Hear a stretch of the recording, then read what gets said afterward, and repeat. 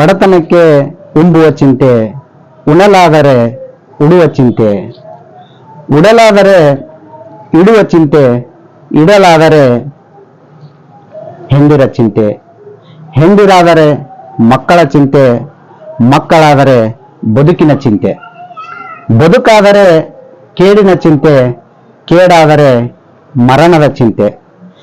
ಇಂತಿ ಹಲವು ಚಿಂತೆಯಲ್ಲಿ ಇಪ್ಪರನ್ನು ಕಂಡೆನೆಯ, ಶಿವನ ಚಿಂತೆಯಲ್ಲಿದ್ದವರೊಬ್ಬರನ್ನು ಕಾಣೆನೆಂದಾತ ನಮ್ಮ ಅಂಬಿಗರ ಚೌಡಯ್ಯ ನಿಜ ಶರಣ.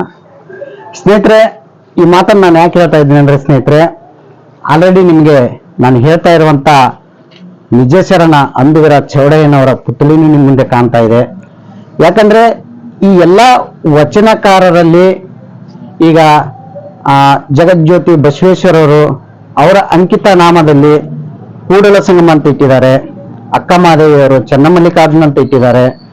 ಅದೇ ತರನಾಗಿ ಈ ಹೆಸರು ಬರ್ತಕ್ಕಂಥದ್ದು ಒಬ್ಬರೇ ವ್ಯಕ್ತಿ ಅಂದ್ರೆ ವಚನದಲ್ಲಿ ನಮ್ಮ ಅಂಬಿಗರ ಚೌಡಯ್ಯನವರು. ಇವರು ಕೂಡ 12ನೇ ಶತಮಾನದಲ್ಲಿ ಶರಣರು.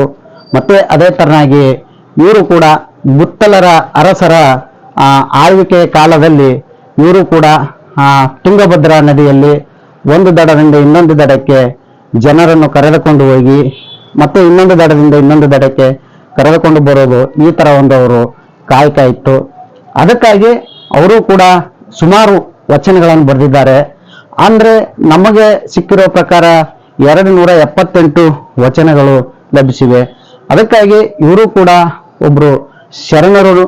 ಮತ್ತೆ ಇವರ ಒಂದು ಪರಿಚಯ, ಯಾಕಂದ್ರೆ ನಾನು ನಿಮ್ಗೆ ಹೇಳ್ತಾ ಇರೋದು ಸ್ನೇಹಿತರೆ, ನಮ್ದು ಆಕ್ಚುಲಿ ಈ ಮಾತಲ್ಲಿ ಅಥವಾ ಈ ತರದಲ್ಲಿ ನಮ್ದು ಬರಲ್ಲ. ಯಾಕಂದ್ರೆ ನಾನು ಕೂಡ ಒಂದು ಕೆಲಸದ ಸಮಯದಲ್ಲಿ ಸ್ವಲ್ಪ ಶರಣರ ಒಂದಿಷ್ಟು ಮಾತುಗಳನ್ನು ಕೇಳ್ತಾ ನಾನು ಕೂಡ ಇಷ್ಟೊಂದು ಸ್ವಲ್ಪ ಮಾತಾಡಕ್ಕೆ ಇಟ್ಟಿದ್ದೀನಿ. ಯಾಕಂದ್ರೆ ನಮ್ದು ಮಾತಾಡೋಕ್ಕಿಂತಲೂ ನಮ್ಮ ಮಾತು ಕೆಲಸ ಇರುತ್ತೆ. ಯಾಕಂದ್ರೆ ನಾವು ತೋರಿಸ್ತಾ ಇರೋದು ನಮ್ಮ ಕೆಲಸದಲ್ಲಿ ಮಾತಾಗಿರುತ್ತೆ. ಅದಕ್ಕಾಗಿ ಇದರಲ್ಲಿ ನಾನು ಏನಾದರೂ ಮಾತಾಡಿದ್ರು ಕೂಡ ಸ್ವಲ್ಪ ಕ್ಷಮೆ ಇರಲಿ. ಅದಕ್ಕಾಗಿ ಈ ವಿಡಿಯೋ ಮಾಡೋ ಉದ್ದೇಶ ಏನಂದ್ರೆ ಸ್ನೇಹಿತರೆ, ನನಗೆ ಆರ್ಡರ್ ಬಂದಿದೆ. ಎಲ್ಲಿಗಂದ್ರೆ ಇದು ಯಾದಗಿರಿ ಜಿಲ್ಲೆಯ ಶಹಾಪುರ ತಾಲೂಕಿನ ಚಟ್ನಳ್ಳಿ ಗ್ರಾಮದ ನಾಲ್ವಡಿ ಅಂತ ಒಂದು ಹಳ್ಳಿಗೆ ಇದು ನಮಗೆ ಈಗ ಆರ್ಡರ್ ಕೊಟ್ಟು ಹೋಗಿದ್ದಾರೆ. ಮತ್ತೆ ಬಿಜಾಪುರ ಜಿಲ್ಲೆಯ ಮುದ್ದೇಬೇಳೆ ತಾಲೂಕಿನ ತಂಗಡಿಗಿ ಅಂತ ಊರಿಗೆ, ತಂಗಡಿಗೆ ಅಂತ ಕೇಳಿರ್ಬೋದು, ಇನ್ನೇನು ಬಸವೇಶ್ವರ ಅವರು ಐಕ್ಯ ಆದ ಮಂಟಪದಿಂದ ಅಲ್ಲೇ ಹತ್ತಿರ ಅಂದ್ರೂ ಕೂಡ 1.5 ಕಿಲೋಮೀಟರ್ ಅಷ್ಟೇ ಅವರು ತಂಗಡಿಗೆ ಊರು. ಆ ಊರಿಂದನೂ ಕೂಡ ಬಂದಿದೆ. ಹಿಂಗಾಗಿ ನಾನು ನಿಮಗೆ ಈ ವಿಡಿಯೋವನ್ನು ಮಾಡಿ ತೋರಿಸುವ ಉದ್ದೇಶ ಏನಂದ್ರೆ, ನಾವು ಇದನ್ನು ಮಣ್ಣಲ್ಲಿ ಮಾಡಿರ್ತೀವಿ ಸ್ನೇಹಿತರೆ. ಮಣ್ಣಲ್ಲಿ ನಾವು ಇದನ್ನು ಯಾವ ತರ ಮಾಡಿರ್ತೀವಿ ಅಂತಂದ್ರೆ, ಡೈಲಿ ಸ್ವಲ್ಪ ಯಾಕಂದ್ರೆ ಈಗ ಸುಮಾರು ಜನ ನೋಡ್ತಾ ಇದ್ದಂಗೆ ಅನ್ಸುತ್ತೆ ನಿಮ್ಗೆ ಇದು ಸಿಮೆಂಟ್ ತರ ಕಾಣಿಸುತ್ತೆ ಅಂತ. ಈಗ ಹೇಳ್ಬಿಡ್ತೀನಿ ನಿಮ್ಗೆ, ಅಂದ್ರೆ ನಮ್ಮ ಮಣ್ಣಲ್ಲಿ ಇದಕ್ಕೆ ಬಾಂಬೆ ಕ್ಲೇ ಅಂತಾರೆ, ಇನ್ನೊಂದು ರೆಡ್ ಅಂದ್ರೆ ಕೆಂಪು ಕಲರ್ ಬರುತ್ತೆ, ಇದು ಒಂಥರದ್ದು ಮಣ್ಣು, ಮತ್ತೆ ಇನ್ನೊಂದು ವೈಟ್ ಬರುತ್ತೆ. ಈ ತರನಾಗಿ ಮಣ್ಣಲ್ಲಿ ಕೂಡ ನಮಗೆ ಡಿಫ್ರೆಂಟ್ ಆಗಿ ಬರುತ್ತೆ. ಅಂದ್ರೆ ನಾವು ಆರ್ಟಿಸ್ಟ್ಗಳು ನಮಗೆ ಯಾವ ತರನಾಗಿ ಮಣ್ಣುಗಳು ಸೆಟ್ ಆಗುತ್ತೆ ಆ ತರನಾಗಿ ನಾವು ಇದನ್ನು ಸ್ಟ್ಯಾಚುಗಳನ್ನು ರೆಡಿ ಮಾಡ್ತಾ ಇರ್ತೀವಿ. ಯಾಕಂದ್ರೆ ಇದು ಸ್ವಲ್ಪ ನಮಗೆ ಲೈಫ್, ಅಂದ್ರೆ ನಾವು ಜಾಸ್ತಿ ದಿನ ಮಾಡಿದ್ರು ಕೂಡ ಅಲ್ಲಲ್ಲಿ ಕ್ರ್ಯಾಕ್ಗಳು ಬರಲ್ಲ ಅನ್ನೋ ಉದ್ದೇಶದಿಂದ ಈ ಮಣ್ಣನ್ನು ನಾವು ಯೂಸ್ ಮಾಡ್ತಾ ಇರ್ತೀವಿ ಸ್ನೇಹಿತರೆ. ಅದಕ್ಕಾಗಿ ಈಗ ನೋಡ್ತಾ ಇರಿ, ನಾನು ತೋರಿಸ್ತಾ ಇರ್ತೀನಿ ನಿಮಗೆ. ಇದು ಟೋಟಲ್ ಆಗಿ ನನಗೆ 6.5 ಅಡಿ ಇದೆ. ಮತ್ತೆ ಇದ್ರ ಕೆಳಗಡೆ ದೋಣಿ ಅಂತ ಬರುತ್ತೆ, ಅದು ಕೂಡ 1.5 ಅಡಿ. ಟೋಟಲ್ 8 ಫೀಟ್ ಇಂದು ಈ ಒಂದು ನಾವು ಸ್ಟ್ಯಾಚ್ಯೂ ಅನ್ನು ಮಾಡಿದ್ದೀನಿ ಸ್ನೇಹಿತರೆ. ಅದಕ್ಕಾಗಿ ನಿಮಗೆ ಒಂದೊಂದಾಗಿ ತೋರಿಸ್ತೀನಿ. ಯಾಕಂದ್ರೆ ಸುಮಾರು ಕಡೆ ಮಾಡಿರ್ತಾರೆ ಬಟ್ ಕಲಾವಿದರು, ಯಾಕಂದ್ರೆ ಅವರವರ ಸಾಮರ್ಥ್ಯಕ್ಕೆ ತಕ್ಕಂತೆ ಅವರವರು ಕಲೆಯನ್ನು ತೋರಿಸಿರ್ತಾರೆ. ಇದು ನನ್ನ ಸಾಮರ್ಥ್ಯಕ್ಕೆ ತಕ್ಕಂತೆ ನಾನು ತೋರಿಸಿದ್ದೀನಿ. ಇದರಲ್ಲಿ ಕಲೆಯಲ್ಲಿ ಯಾರು ದೊಡ್ಡವರು ಅಲ್ಲ, ನನ್ನಕ್ಕಿಂತಲೂ ಇನ್ನೊಬ್ರು ದೊಡ್ಡವರು ಇದ್ದಾರೆ. ಬಟ್ ಆ ಉದ್ದೇಶಕ್ಕಾಗಿ ನಾನು ಹೇಳ್ತಾ ಇದ್ದೀನಿ, ನಾನೇ ದೊಡ್ಡವನು ಅಂತ ಈ ಕಲೆಯಲ್ಲಿ ಯಾರು ಹೇಳಕ್ಕೆ ಆಗಲ್ಲ. ಅವರವರ ಸಾಮರ್ಥ್ಯಕ್ಕೆ ತಕ್ಕಂತೆ ಅವರವರು ದೊಡ್ಡವರಾಗಿರ್ತಾರೆ ಸ್ನೇಹಿತರೆ. ಅದಕ್ಕಾಗಿ ನಿಮಗೆ 1 by 1 ತೋರಿಸ್ತಾ ಇರ್ತೀನಿ ನೋಡಿ.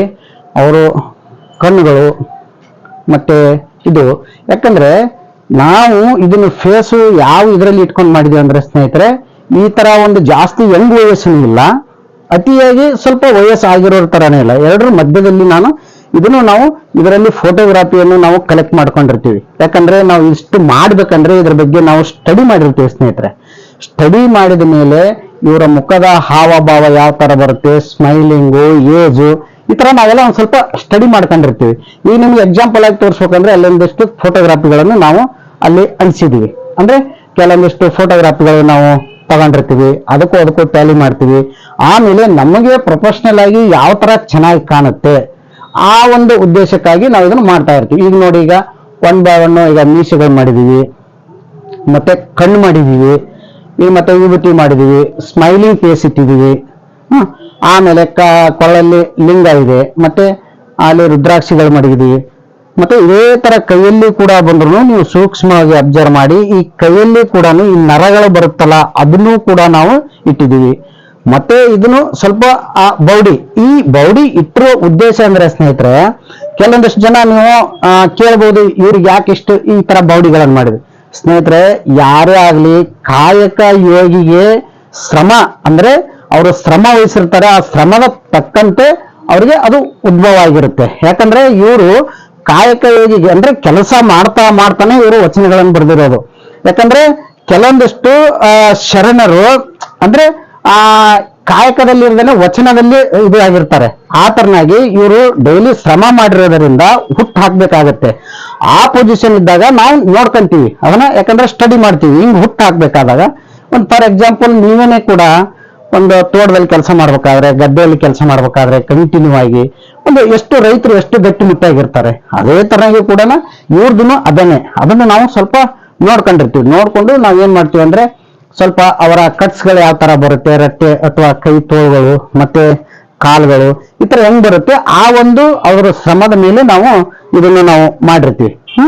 ಅದಕ್ಕೆ ಹೇಳಿದ ಸ್ನೇಹಿತರೆ, ಬಟ್ ನಾವು ಇದನ್ನು ಮಾಡಿರೋ ಉದ್ದೇಶ, ನಿಮ್ಗೆ ತೋರಿಸುವ ಉದ್ದೇಶ ನಮ್ಮಲ್ಲಿ ಇರ್ತಕ್ಕಂಥದ್ದು ನಾವು ಸ್ವಲ್ಪ ನೋಡ್ಕೊಂಡು ನಾವು ಇದನ್ನು ಮಾಡಿರ್ತೀವಿ. ಬಟ್ ನೀವು ಹಂಗೆ ನಾವು ತೋರಿಸ್ತಾ ಹೋಗ್ತೀವಿ ನೋಡಿ, ಫುಲ್ ಈ ತರ ಇರುತ್ತೆ. ಯಾಕಂದ್ರೆ ಇದು ಮತ್ತೆ ಹಂಗೆ ಡ್ರೈ ಆಗ್ತಾ ಇರುತ್ತೆ ಸ್ನೇಹಿತರೆ. ಇದು ಆಕ್ಚುಲಿ ಮಣ್ಣು, ನಾವು ಅದೇ ತನಾಗಿ ನೀರು ಸ್ಪ್ರೇ ಮಾಡ್ಬೇಕಾಗುತ್ತೆ. ಈ ತನಾಗಿ ನೀರು ಸ್ಪ್ರೇ ಮಾಡ್ಬೇಕಾಗುತ್ತೆ, ಇಲ್ಲ ಅಂದ್ರೆ ಅದು ಕ್ರ್ಯಾಕ್ ಬರುತ್ತೆ ನೋಡಿ.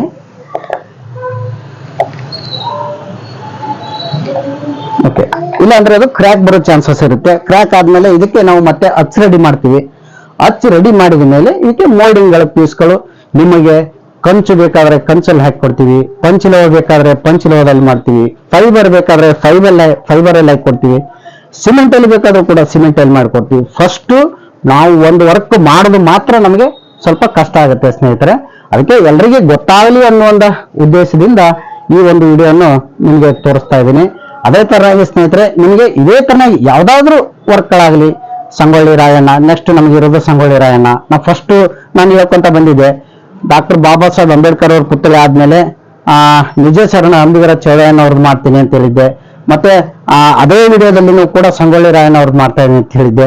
ಈಗ ನೆಕ್ಸ್ಟ್ ಇದಾದ್ಮೇಲೆ ಸಂಗೊಳ್ಳಿ ರಾಯಣ್ಣವರು ಅದನ್ನು ಕೂಡ ಒಂದು 8 ಅಡಿ ಇದೆ, ಅದನ್ನು ಕೂಡ ಇದಾದ್ಮೇಲೆ ಕೆಲಸ ಸ್ಟಾರ್ಟ್ ಮಾಡ್ತೀನಿ. ಅದಕ್ಕಾಗಿ ಸ್ನೇಹಿತರೆ, ನಿಮ್ಗೆ ಇದೇ ತರನಾಗಿ ಯಾವ್ದಾದ್ರು ಸ್ಟ್ಯಾಚ್ಯೂ ಮೂರ್ತಿಗಳು ಬೇಕಾದ್ರೆ ನಾನು ಕೆಳಗಡೆ ನಂಬರ್ ಹಾಕಿರ್ತೀನಿ ಸ್ನೇಹಿತರೆ. ಆ ನಂಬರ್ಗೆ ಕಾಲ್ ಮಾಡಿ, ನಿಮ್ಗೆ ಏನಾದ್ರೂ ಕೇಳಬೇಕು, ಡೌಟ್ಗಳಿದ್ರೆ ನನಗೆ ಕೇಳಿ ಸ್ನೇಹಿತರೆ. ಅದಕ್ಕಾಗಿ ಆದಷ್ಟು ಈ ವಿಡಿಯೋವನ್ನು ಶೇರ್ ಮಾಡಿ. ಯಾಕಂದ್ರೆ ಇದನ್ನ ಆಲ್ರೆಡಿ ನಾನು ಯೂಟ್ಯೂಬ್ ಬಿಡ್ತಾ ಇದ್ದೀನಿ ಸ್ನೇಹಿತರೆ. ಯೂಟ್ಯೂಬ್ ಅಲ್ಲಿ ಸಬ್ಸ್ಕ್ರೈಬ್ ಆಗಿ, ಯಾಕಂದ್ರೆ ನನ್ಗೆ ಏನಾದ್ರೂ ಸಬ್ಸ್ಕ್ರೈಬ್ ಆಗಿ ಅಂತ ಅಂದ್ರೆ ನಾನು ಹೇಳೋದು, ಈ ಕಲೆಯ ಬಗ್ಗೆ ಆಸಕ್ತಿ ಇರೋರು ಮಾತ್ರ ಏನ ವಿಡಿಯೋನು ನೋಡಕ್ಕೆ ಒಂದು ಇದು ಇರುತ್ತೆ.